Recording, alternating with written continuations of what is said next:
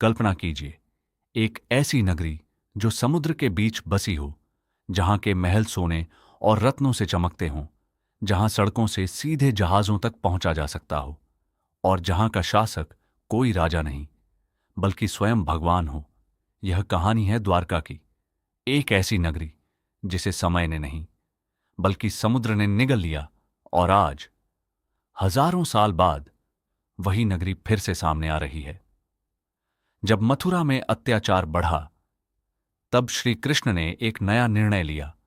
उन्होंने अपनी प्रजा को सुरक्षित स्थान पर ले जाने का निश्चय किया। समुद्र देव से भूमि मांगकर उन्होंने एक नई नगरी बसाई, द्वारका। यह नगरी सिर्फ एक शहर नहीं थी, यह उस समय की सबसे उन्नत सभ्यता थी। विशाल महल, चौड़ी सड़कें, समुद्री व्यापार के लिए बंदरगाह, यहां सब कुछ योजनाबद्ध था। कहा जाता है कि इस नगरी को स्वयं विश्वकर्मा ने बनाया था। द्वारका अपने चरम पर थी।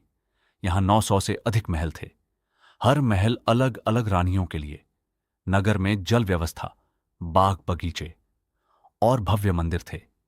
यह नगरी सिर्फ सुंदर ही नहीं बल्कि आत्मनिर्भर भी थी। दूर दूर से व्यापारी यहां आते थे। लेकिन हर उत्थान के बाद पतन भी आता है। महाभारत युद्ध के बाद गांधारी ने श्री कृष्ण को श्राप दिया और धीरे धीरे यदुवंश का विनाश शुरू हुआ। एक दिन समुद्र के किनारे उत्सव के दौरान यदुवंशी आपस में ही लड़ने लगे।